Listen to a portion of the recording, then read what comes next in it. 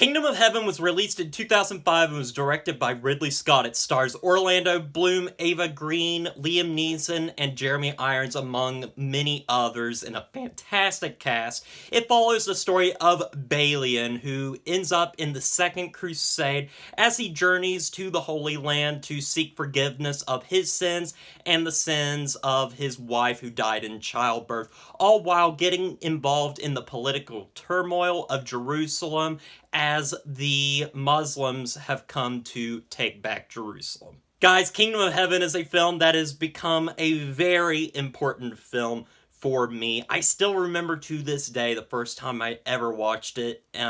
Back then, I really didn't understand it fully. I was really too young to really understand many of the complex ideas that this film talks about. But as I grew older, I did get a appreciation for this film, even by watching the theatrical cut, which I know many people consider to be inferior to the director's cut.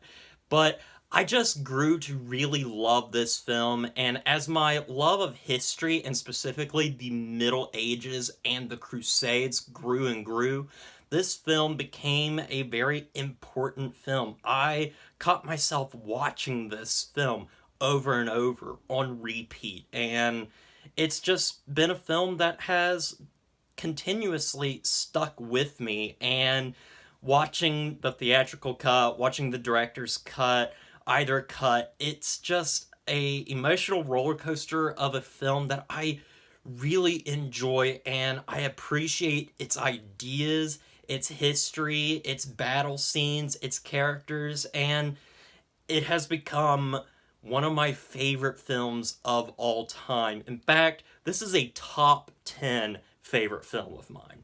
So starting off, what do I exactly love about this film? Well, besides the epic filmmaking, which is something I just love, I love this genre so much. I love epic historical films with big battle scenes, great political intrigue, amazing larger-than-life characters, and Kingdom of Heaven gives me all that, but also adds a ton of depth to these characters. Balian, played by Orlando Bloom, is a character that is completely lost in this world. He has suffered the death of his wife and has basically become such a recluse. And when he finally gets this chance to go to the Holy Land, he takes it, and through this journey, he learns not only about himself, but about Christianity and Islam, and basically figures out the real evil that is going on inside the Holy Land, and it is the higher-ups, the officials that seek to profit from the violence that is taking place, and I absolutely love that about this. Balian is a fantastic character, and I love how Orlando Bloom plays him as this very lost character. He's very emotionless near the beginning of this film, but as he grows, he has one of the best character arcs that I've really ever seen in a film. It's fantastic. I love his relationship with characters that he gets introduced to as you go throughout the story, such as Liam Neeson's character, who is his father. Their relationship is extremely well done and very different. It's not the typical father-son relationship, and I did really enjoy that. But also, I love his relationship with Eva Green's character, who's the Queen of Jerusalem, or the Princess of Jerusalem. She's fantastic, but the relationship that kind of steals the show for me is this friendship that builds between him and the King of Jerusalem, King Baldwin, played by Edward Norton, who is in a mask the entire time because this character has leprosy, and this is such a fantastic performance, and Edward Norton is barely in the film, but he just adds so much to it, so much depth, and I love their conversations with each other, and Edward Norton just knocks it out of the park. And originally, Edward Norton didn't even want to have his name in the credits of the film, but like he was added in later. But like it's still really cool because it's a completely unrecognizable role. I mean, unless you really knew Edward Norton's voice, you wouldn't know that that is him. I also love, probably my favorite character of this movie is Hospitaller, played by David Thewlis, who plays Lupin in Harry Potter. This is a fantastic role that has a lot going on. Both Ridley Scott and the writer of the film, William Monahan, they both believe Hospitaller to kind of be this messenger from God, like a guardian angel that is there to preside over what is going on. And there's some moments that are kind of otherworldly with this character, such as him sort of like bringing Balian back to life almost in a way when he's wounded, or how they're having a conversation and then he just kind of disappears. But this character is so mysterious and interesting. I love the conversations in these movies with these characters because they really deal with the political intrigue of the Holy Land at the time, the relationship between Muslims and Christians and Jews, and it's all extremely well done. Now, a criticism of this film comes from a more historical backing. There's a lot of people, when it comes to this film, that see this film as, you know, historically inaccurate. Balian of Iblan didn't do this. This character didn't do that. That's not how that went. And I understand. I am a historian myself. That is the field of study that I am in. But also, I understand that a movie is a movie and doesn't need to be a historically accurate film. The only time that historical authenticity bothers me when it's done wrong is when it's disrespectful to the actual events. But here, I think the story is not here to tell a true story. In fact, this movie doesn't even advertise itself as based on a true story. It is just a story of the Crusades.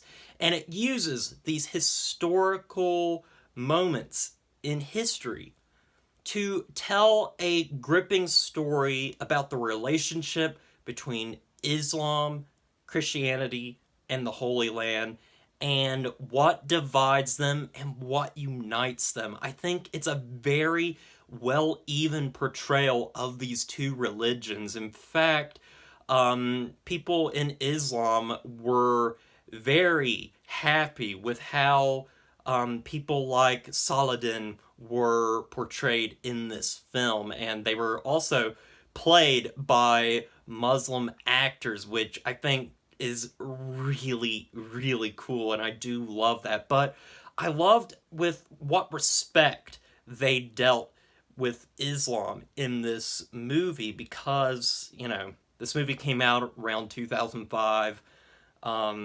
Islam was kind of taboo at the time. People were still angry about 9/11, and, you know, there was a lot of hatred towards Islam, but I think this movie does such a good job of kind of uniting these worlds together and showing that these are people too. These are, you know, nobody in this film is really that good. They're still killers. They're still killing each other. They're still trying to take over people's cities, but you get to really understand these characters and where they're going from. You get to understand religion in a very different way that most films don't really touch on, and I think that's fantastic. I love the character of Saladin and how he's portrayed. He is a very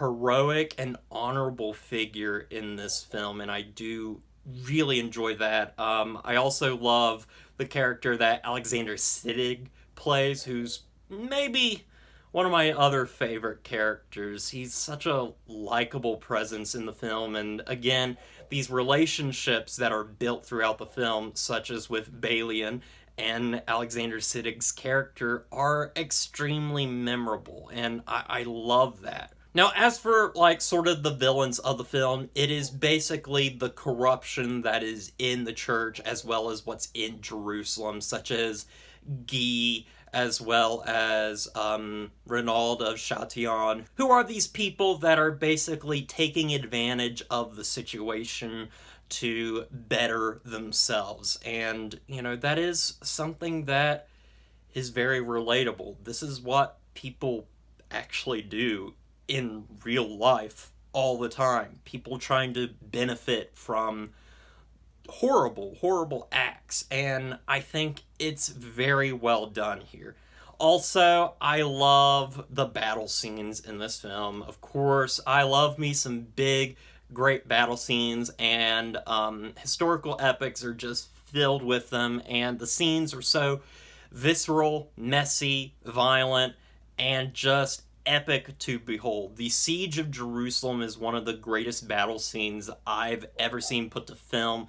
The costuming is also fantastic. The detail of the armor just looks exquisite. Every little detail, every little thread is beautifully done. And something else that is beautifully done is the hauntingly beautiful score done by Harry Gregson Williams, who brings such life to this world. The beautiful score really sets the tone for this story, and the vocals that are done throughout it, as well as just everything, it just feels so right, and it really sets the tone of the story and the emotions that you're meant to feel. Now, this movie has both a theatrical cut and a director's cut, and if you guys don't know, Ridley Scott was really unhappy with the theatrical cut of this film because he felt like, you know, they cut out some extremely important stuff